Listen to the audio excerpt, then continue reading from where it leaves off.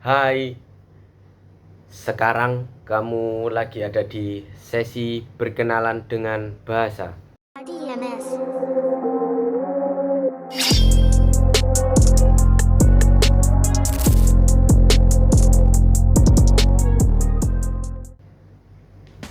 Campur-campur bahasa itu kayaknya hal yang lumrah terjadi di era saat ini. Ada yang menyebutnya bahasa anak jaksel, bahasa gaul, atau pencampuran bahasa daerah atau asing ke bahasa Indonesia. Sebetulnya nggak jadi masalah sama sekali, karena itu hak prerogatif seseorang. Cuma memang ada fenomena dan pembahasannya tentang ini. Fenomena ini dipelajari sebagai fenomena campur kode dan alih kode. Campur kode berarti ada pencampuran bahasa dalam satu kalimat, sedangkan alih kode itu perubahan bahasa sepenuhnya. Biasanya terjadi antar kalimat. Banyak sekali faktornya. Bisa terjadi karena kebiasaan berbahasa yang memang biasanya cenderung terjadi di kalangan anak muda dan nunjukin situasi yang informal. Biasanya juga terjadi karena lawan tutur atau situasi lingkungan. Pencampuran bahasa atau kode mixing yang berlebihan adalah penggunaan dua atau lebih bahasa secara bercampur-campur dalam satu kalimat atau percakapan hingga melewati batas wajar, sehingga maknanya atau kejelasan bahasa menjadi terganggu. Nah, berikut contoh-contoh kode mixing yang berlebihan. Nah, secara sederhana, ini terjadi ketika seseorang terlalu sering mencampur kata, frasa, atau struktur dari bahasa lain saat berbicara atau menulis. Aku ada contoh lagi satu nih. Coba lihat media sosial kalian hari ini. Banyak sekali orang-orang yang menulis caption seperti "Today was so fun. Aku benar-benar enjoy banget the vibes." Padahal bisa saja ditulis "Hari ini seru banget.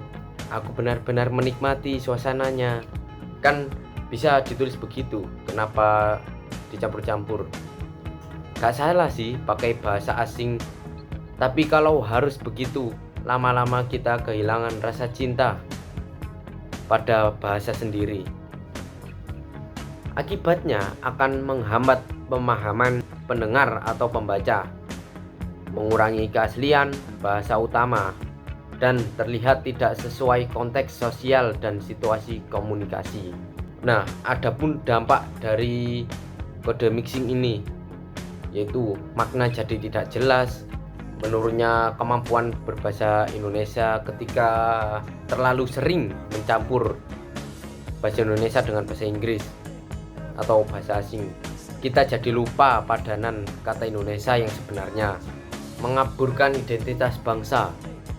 Bahasa adalah cermin budaya. Kalau kita tidak bangga menggunakannya, siapa lagi?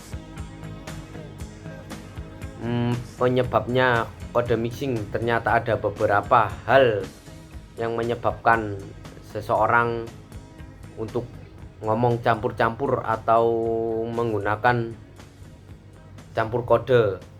Beberapa diantaranya adalah bilingualisme atau penguasaan dua bahasa, lawan bicara, bisa saja situasi percakapan atau topik percakapan, prestise atau gengsi, dan juga keterbatasan dalam kosakata. Jadi banyak banget hal yang menyebabkan seseorang untuk ngomong campur-campur.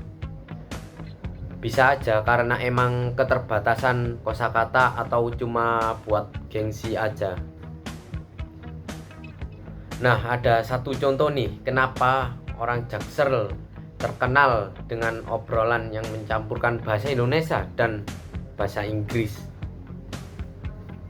Tersebut rupanya memiliki faktor-faktor tertentu yang mendukung orang Jaksel memiliki berbahasa campuran. Yang pertama, dikutip dari Instagram resmi Lembaga Pengelola Dana Pendidikan, penyebab bahasa gaul orang-orang di Jaksel karena wilayah Jaksel didominasi anak-anak sekolah dan golongan usia produktif.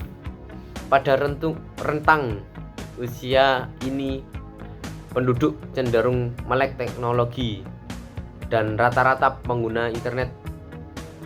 Hal itulah yang menjadikan informasi di Jaksel mudah menyebar ke seluruh daerah yang ada di Indonesia.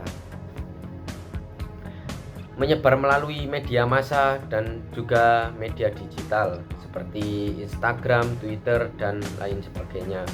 Wilayah Jaksel juga banyak dikelilingi oleh instansi pendidikan yang memiliki mayoritas guru native speaker. Hal itu juga yang menjadikan faktor pendukung anak-anak di Jaksel menggabungkan kosakata saat berbicara. Dan banyak juga dihuni oleh kelas-kelas ekonomi yang tinggi. Tidak bisa dipungkiri bahwa wilayah Jaksel dihuni oleh kelas-kelas ekonomi yang tinggi, yang membuat bahasa campuran dianggap memiliki status sosial yang tinggi tentunya. Hal tersebut juga ada sisi positifnya, di mana saat ini masyarakat Indonesia sudah mulai berani untuk berbicara dengan menggunakan bahasa Inggris. Sekian dari saya. Wassalamualaikum warahmatullahi wabarakatuh.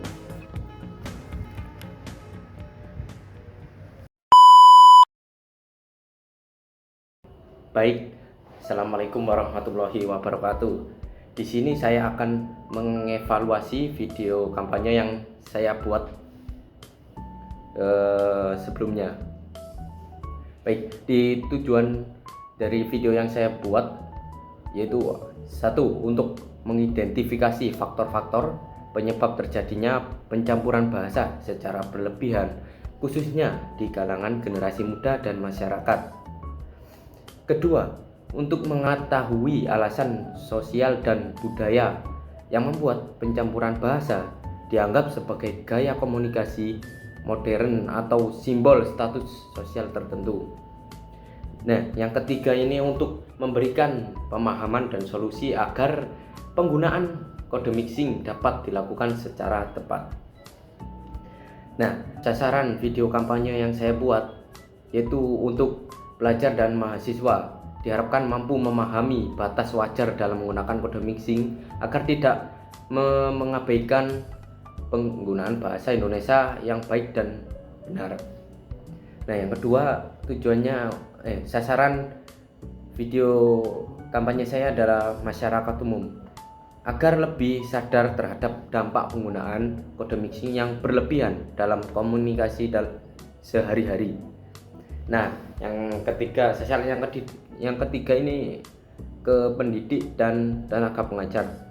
Diharapkan dapat memberikan pemahaman tentang penggunaan bahasa yang tepat, termasuk kapan dan bagaimana kode mixing boleh digunakan secara kontekstual.